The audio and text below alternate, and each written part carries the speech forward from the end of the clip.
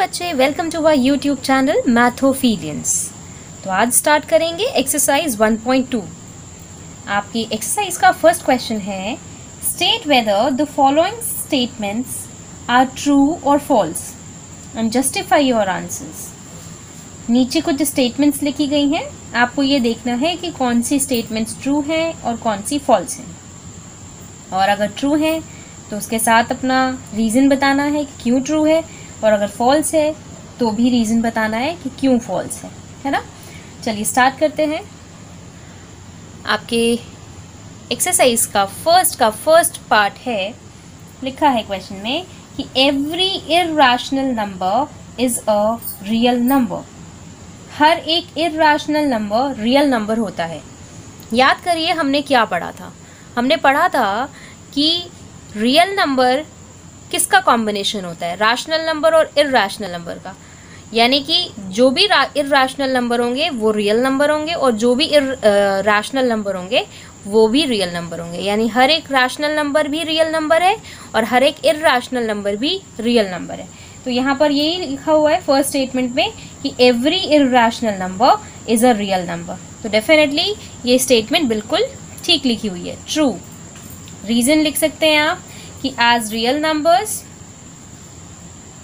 Numbers consist of rational number and irrational numbers। Okay, तो ये हम बहुत आसानी से लिख सकते हैं। चलिए नेक्स्ट देखते हैं।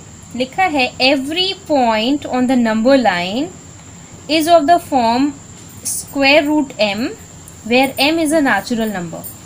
ये कहा जा रहा है सेकेंड वाले पार्ट में कि अगर आपके पास कोई नंबर लाइन है, नंबर लाइन पे जितने भी पॉइंट्स होंगे, कोई भी पॉइंट हो, वो सारे पॉइंट स्क्वायर रूट m के फॉर्म में है, और m जो है वो आपका नेचुरल नंबर है, ये कहा जा रहा है। तो ये हमें देखना है कि क्या ये बात सही है या नहीं है। तो अब आप खुद सोचिए कि क्या नंबर लाइन पे सारे नंबर्स इस फॉर्म में हैं, और उसमें भी n, ये स्मॉल m जो है वो नेचुरल नंबर होना चाहिए, उसके अलावा कोई और नहीं होना चाहिए। तो क्या ऐसा पॉसिबल है? बिल्कुल भी पॉसिबल नहीं है। स्टेटमेंट बिल्कुल गलत है। क्यों गलत है? जैसे कि अगर मैं बात करूं कि as 5/2 on the number line 5/2 मतलब 2.5, ठीक है। जैसे कि अगर ये 0 है, ये 1 है, ये 2 है सपोज, और ये 3 है सपोज। अब 2 और 3 के बीच में 2.5 आएगा। यहाँ पर ये लाई तो कर रहा है। अब ये चेक करना है कि ये जो नंबर लाई कर रहा है क्या ये इस फॉर्म में है या नहीं है, अंडर रूट m के फॉर्म में है कि नहीं, ये चेक करना है। तो हमें साफ साफ दिख रहा है कि बिल्कुल भी इस फॉर्म में नहीं है ना। क्या लिखेंगे हम कि as 5/2 on the number line can not be a square root of a natural number, है ना। यही लिखेंगे, क्योंकि साफ साफ हमें दिख रहा है कि 5/2 जो है, जो कि नंबर लाइन पे लाई कर रहा है, ये किसी का स्क्वायर रूट नहीं हो सकता। मतलब किसी नेचुरल नंबर का स्क्वायर रूट नहीं हो सकता 5/2, है ना।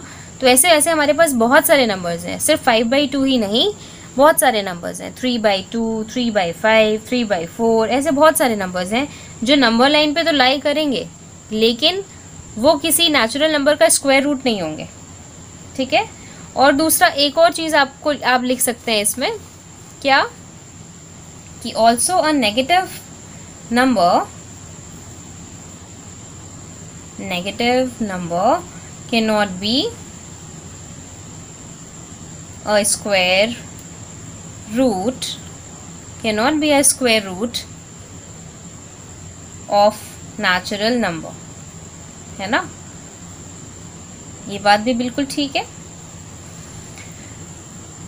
कि हमें पता है कि नंबर लाइन पे तो हर तरह के नंबर लाई करते हैं, पॉजिटिव भी, नेगेटिव भी, हर तरह का, है ना। अब अगर वो कह रहा है स्टेटमेंट के अकॉर्डिंग, उसने कहा कि हर एक नंबर अंडर रूट एम के फॉर्म में होगा और एम जो होगा वो नेचुरल नंबर होगा। यानी कि यहाँ पे ये बता रहे हैं कि ये पॉजिटिव नंबर है। अब अगर कोई नेगेटिव नंबर हम ले लें, सपोज -3 ले लिया, तो -3 का स्क्वायर रूट तो हो ही नहीं सकता, निकल ही नहीं सकता। मतलब अभी जितना आपको पढ़ाया गया है उसमें आपको नहीं बताया गया है कि माइनस किसी नेगेटिव नंबर का स्क्वायर रूट आप कैसे निकालेंगे या वो क्या है। वो एक इमेजिनरी चीज़ है, रियल नंबर्स में नहीं है, वो इंक्लूड नहीं होती है, तो एग्जिस्ट ही नहीं कर रहा है वो। तो जब एग्जिस्ट नहीं कर रहा है तो ऐसा हो ही नहीं सकता। तो हमें कोई भी एक एग्जाम्पल लिखना है, ज़रूरी नहीं कि आप भी 5/2 ही लिखें, आप कोई और नंबर भी लिख सकते हैं, है ना। तो वो सारे नंबर्स के लिए ये वाली स्टेटमेंट जो है वो फॉल्स हो जाएगी। तो कोई भी नंबर हमेशा अंडर रूट एम के फॉर्म में नहीं हो सकता। क्लियर? चलिए देखते हैं। कुछ नंबर्स हो सकते हैं, हर एक नंबर नहीं होगा। यहाँ पे लिखा है कि एवरी पॉइंट, हर एक पॉइंट, इसका मतलब हर एक पॉइंट का जो रिप्रेजेंटेशन है वो ऐसा ही है, जबकि ऐसा है ही नहीं, है ना। अब थर्ड वाला पार्ट देखते हैं। Every real number is an irrational number. अब ज़रा सोचिए कि क्या ये स्टेटमेंट ट्रू है या नहीं है, कि every real number is an irrational number. याद होगा आपको, अभी मैंने कुछ देर पहले भी बोला कि अगर मैं रियल नंबर की बात करूं तो रियल नंबर दो चीज़ों से मिलकर बना है, रैशनल और इर्रेशनल, है ना। आपकी स्टेटमेंट क्या कह रही है? आपकी स्टेटमेंट कह रही है कि हर एक रियल नंबर सिर्फ इर्रेशनल नंबर हो सकता है। तो क्या ऐसा हो सकता है? नहीं, हर एक रियल नंबर रैशनल भी हो सकता है, इर्रेशनल भी हो सकता है, क्योंकि ये रियल नंबर जो है वो दो नंबर्स का कॉम्बिनेशन है, किसी एक नंबर का नहीं है। तो हम ये खाली इर्रेशनल की तरफ नहीं कर सकते इशारा। तो ये स्टेटमेंट डेफिनेटली गलत है। तो हम लिखेंगे यहाँ पे इसका आंसर फॉल्स। और रीज़न क्या लिखेंगे? जैसे सपोज मैं कोई सा भी नंबर ले लेती हूँ कि as 5 is a real number but not an irrational number, है ना। कोई भी किसी चीज़ को गलत साबित करना हो तो हम क्या करते हैं, कोई भी एक ऐसा नंबर या कोई एक ऐसी वैल्यू के बारे में हम बता देते हैं जिससे कि वो उस वैल्यू के लिए वो बात गलत साबित हो जाए। अगर हमें एक भी वैल्यू ऐसी मिल जाती है जिससे कि वो स्टेटमेंट, गिवन स्टेटमेंट गलत साबित हो रही है, तो डेफिनेटली वो स्टेटमेंट गलत हो जाएगी। ऐसा ज़रूरी नहीं कि किसी स्टेटमेंट को गलत साबित करने के लिए आपको बहुत सारे नंबर्स गिनवाने पड़ेंगे या बहुत सारे दलीलें देनी पड़ेंगी, ऐसा नहीं है। आपने कोई एक पॉइंट भी बता दिया किसी स्टेटमेंट के लिए कि वो स्टेटमेंट को कॉन्ट्राडिक्ट कर रहा है या गलत साबित कर रहा है, तो वो काफ़ी है, दैट्स इट। तो आप भी कोई ऐसा ही नंबर लेके बात कह सकते हैं, ठीक है। ओके, अब विजिबल होगा, ठीक है। अच्छा, नेक्स्ट क्वेश्चन देखते हैं। नेक्स्ट क्वेश्चन क्या कह रहा है? नेक्स्ट क्वेश्चन कह रहा है are the square roots of all positive integers irrational. क्या सारे पॉजिटिव इंटीजर्स के स्क्वायर रूट इर्रेशनल नंबर होते हैं? तो आप खुद सोचिए ज़रा कि क्या सारे पॉजिटिव इंटीजर के स्क्वायर रूट इर्रेशनल ही होंगे? नहीं, ऐसा तो नहीं है। सारे पॉजिटिव इंटीजर के स्क्वायर रूट कभी भी हमेशा इर्रेशनल नहीं होंगे। ऑल पॉजिटिव इंटीजर्स लिखा है यहाँ पे कि ऑल पॉजिटिव इंटीजर्स जो होंगे उनका स्क्वायर रूट इर्रेशनल होगा, तो बिल्कुल भी ऐसा नहीं है। तो डेफिनेटली नो। आगे कह रहा है कि if not given example of the square root of a number that is a rational number. अगर ऐसा नहीं है तो बताओ कोई ऐसा एग्जाम्पल जिसका स्क्वायर रूट जो है वो रैशनल नंबर हो। अरे हम एक क्या बहुत सारे बता सकते हैं, है ना। एक क्या, आपके पास बहुत सारे इसके जवाब हो सकते हैं। सेकंड का देखिए, सबसे पहले तो इसका आंसर है नो, ऐसा बिल्कुल भी पॉसिबल नहीं है जैसा कि यहाँ कहा जा रहा है। For example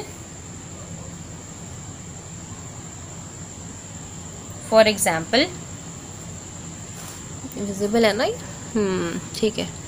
for example square root में 4 कहती हूँ सपोज, ठीक है। स्क्वायर रूट 4 क्या है? 2 है। अब 2 क्या इर्रेशनल है? उसने क्या बोला था कि जितने भी पॉजिटिव नंबर हैं उनका स्क्वायर रूट जो होगा वो इर्राशनल होगा। तो भाई दिख रहा है मुझे स्क्वायर रूट है, अगर मैंने 4 का लिया है तो क्या उसका आंसर इर्राशनल आया है? नहीं आया। ऐसा एक और एग्जाम्पल, एक और नहीं, बहुत सारे एग्जाम्पल्स हम रख सकते हैं।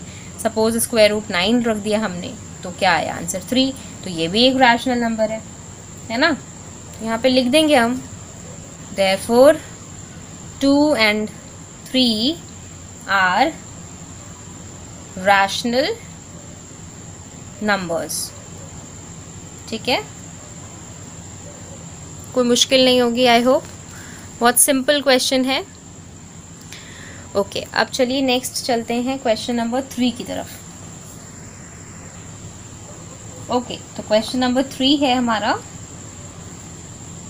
लिखा है show how square root 5 can be represented on the number line. Number line पे हमें रिप्रेजेंट करना है अंडर रूट 5 को, दैट इज स्क्वायर रूट 5। ठीक है, हमने सीखा था कि हम किस तरह से नंबर लाइन पे इर्राशनल नंबर्स को हम प्लॉट करें, है ना। हमने 2 तरीके सीखे थे, इनफैक्ट हम दोनों तरीके से इस क्वेश्चन को अटेम्प्ट कर सकते हैं। ठीक है, अगर यहाँ लिखा होता कि using square root spiral method, तो फिर आपको वो फर्स्ट वाला मेथड ही अप्लाई करना होता जो हमने सीखा था, फर्स्ट मेथड। ठीक है, अब अगर यहाँ पे कोई मेथड का नाम नहीं लिखा है, यानी कि आप दो मेथड जो हमने सीखे थे दोनों में से कोई सा भी अप्लाई कर सकते हैं। अब जैसे मैं आपको दोनों मेथड से करके बताऊंगी। ये वाला अंडर रूट 5 वाला तो हमने शायद लेक्चर में भी डिस्कस किया था। ठीक है, चलिए स्टार्ट करते हैं। तो हमारा पहला मेथड जो था वो था स्क्वायर रूट स्पाइरल मेथड, है ना। तो इसमें हमने क्या सीखा था कि हम सबसे पहले इसमें कोई एक नंबर लाइन बनाते हैं। ठीक है, मैं एक नंबर लाइन बनाती हूँ यहाँ पर। इसके बाद हमने क्या सीखा था कि हम जैसे मार्क करते हैं, एक सेकेंड। ठीक है, सपोज ये मेरा 0 है, ठीक है, और ये मेरी पहली यूनिट है, ये मेरी दूसरी यूनिट है, और ये मेरी तीसरी यूनिट है सपोज। ठीक है, ये मैंने 0 मार्क कर दिया है। ओके, अब मैंने क्या कहा था, ये सपोज ये 1 है, ये 2 है, ये 3 है। मैंने आपको कहा था कि आपको जो कुछ भी लेके आना है, अगर जैसे मुझे यहाँ पे स्क्वायर रूट 5 लाना है, स्क्वायर रूट 5 पे फोकस करना है, मतलब अंदर जो आपका रेडिकैंड होना चाहिए वो 5 होना चाहिए, है ना। तो आप पाइथागोरस थ्योरम अप्लाई करेंगे, by Pythagoras theorem. Pythagoras theorem क्या कहती है कि जब भी आप हाइपोटेन्यूज का स्क्वायर करेंगे, जैसे कि अगर आपका राइट एंगल ट्राइंगल इस तरह का है, ठीक, आपको इसको अंडर रूट 5 लाना है, क्योंकि हमें इसी से ही पता लगेगा कि हमारे नंबर लाइन पे अंडर रूट 5 कहाँ पर है। तो अगर ये लेके आना है अंडर रूट 5, तो आप क्या करेंगे, या तो 2 यूनिट्स यहाँ पर और 1 यूनिट यहाँ पे रखेंगे, या फिर वाइस वर्सा, इसका दोनों उल्टा भी कर सकते हैं आप। ऐसा कि अगर आपने 1 यूनिट यहाँ रख ली, 2 यूनिट यहाँ रख ली, तो भी ये अंडर रूट 5 आ जाएगा। कैसे, जैसे फॉर एग्जांपल मैं अगर हाइपोटेन्यूज का स्क्वायर इक्वल टू ये पाइथागोरस थ्योरम लिख लूँ, तो अगर सपोज मैंने इसका परपेंडिकुलर लिया है 2 यूनिट्स और बेस ली है 1 यूनिट, तो 2 2 ज़ा 4 + 1, that is hypotenuse is under root 5, 4 + 1 is 5, है ना, अंडर रूट 5 हो गया। इसी तरह से मैं परपेंडिकुलर को 1 और बेस को 2 लेके भी काम कर सकती हूँ। ये मुझ पे डिपेंड करता है कि मैं कैसे करना चाहती हूँ। ठीक है, तो अगर मैं इस वाले मेथड से कर रही हूँ तो क्या लेना है मुझे, अब वैल्यूज़ क्या लेनी है, बेस की वैल्यू जो है वो 1 यूनिट लेनी है। ठीक बात है, तो ये मेरी 1 यूनिट तो मुझे दिख रही है, ठीक है, ये रही 1 यूनिट ले ली। उसके बाद परपेंडिकुलर कितना लेना है, 2 यूनिट लेना है। तो अब मैंने जो अपनी यूनिट ली थी उसके मुताबिक मेरी 2 यूनिट ये है, ठीक है, ये हो गई 2 यूनिट और ये हो गई 1 यूनिट। अब क्या करना था, अब आपको बस ज्वाइन करना है, इस पॉइंट को इस पॉइंट के साथ में ज्वाइन कर देना है। ठीक है, ये हो गया ज्वाइन। अब क्या करना है, अब हम लेंगे अपना कंपास, और ये तो है ही √5, है ना। अब हम लोग क्या करेंगे, अपने मेटल टिप को यहाँ रखेंगे और इसको इतना मेजर करेंगे जितना कि ये हाइपोटेन्यूज है इसका, इतना मेजर कर लिया। और फिर क्या करेंगे, इसको नीचे की तरफ ले आएंगे। ठीक, अब देखिए नंबर लाइन पे ये जो आपको वैल्यू मिली है 2 आपका यहाँ पे था, 2 और 3 के बीच में मिल रही है ये वैल्यू। और आप बहुत अच्छे से जानते हैं √5 की वैल्यू 2.23 होती है समथिंग, यानी 2 से ज़्यादा और 3 के बीच में। तो दिख भी रहा है आपको 2 और 3 के बीच में आ रही है ये वैल्यू। तो डेफिनेटली ये आपका जो ये वाला पॉइंट है ये किसको रिप्रेजेंट कर रहा है, √5 को रिप्रेजेंट कर रहा है। ठीक है, इसको आप नाम भी दे सकते A और B इस ट्रायंगल को। तो ये एक तरीका था कि आपने square root spiral method use कर लिया है। ठीक, अब बात करते हैं सेकंड वाले मेथड की, जो हमने सेकंड वाला मेथड सीखा था। ठीक है, उस मेथड से करते हैं। ओके, तो सेकंड मेथड यहाँ पे मैं लिख रही हूँ। ठीक है, अब क्या करेंगे हम, अब मुझे अगर √5 लेना है तो सबसे पहले मैं क्या करूँगी, एक 5 सेंटीमीटर की लाइन ड्रॉ करूँगी। ये हो गई 5 सेंटीमीटर की लाइन। ठीक है, यहाँ पे उसके बाद क्या करना था, मुझे 5 सेंटीमीटर से 1 सेंटीमीटर और एक्स्ट्रा लेना था। ठीक है, ये मेरा पॉइंट मिल गया और ये मेरा 1 सेंटीमीटर वाला पॉइंट मिल गया। ठीक है, यहाँ से सपोज मैं इसको नाम दे रही हूँ A और B। A और B का ये जो डिस्टेंस है ये है 5 सेंटीमीटर।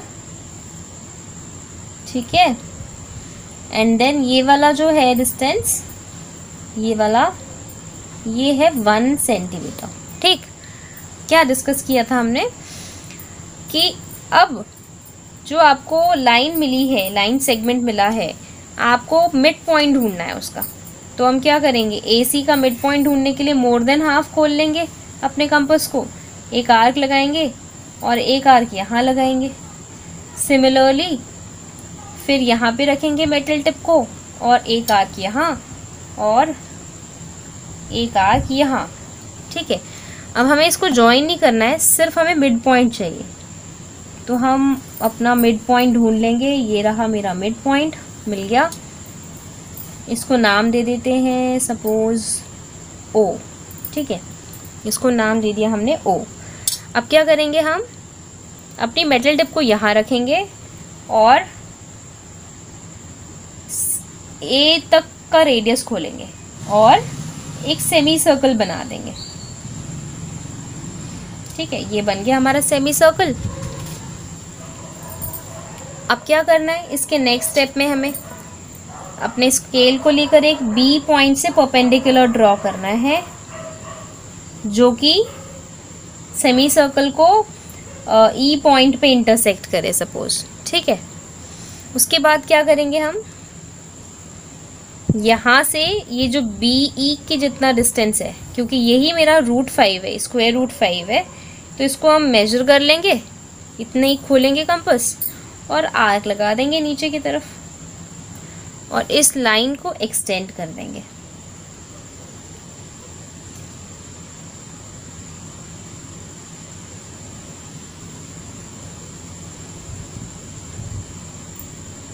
ठीक है, तो ये पॉइंट मिल गया मुझे √5 के लिए। ये जो B पॉइंट है ये आपका 0 है, ये C पॉइंट जो दिख रहा है ये 1 है, यानी आपकी नंबर लाइन यहाँ से स्टार्ट हो रही है, मतलब इसका जो 0 पॉइंट है वो यहाँ से स्टार्ट हो रहा है। ठीक है, 0, 1 और ये वाला पॉइंट जो आपको दिख रहा है ये पॉइंट हो गया √5 के लिए। तो इसी तरह से हम रिप्रेजेंटेशन कर सकते हैं, मतलब हमारे पास 2 मेथड्स हैं, हम चाहें तो किसी से भी कर सकते हैं। बस क्वेश्चन में ध्यान देना है कि क्वेश्चन में कौन सा वाला मेथड से पूछा गया है। ठीक है, तो आई होप कि क्लियर होगा ये।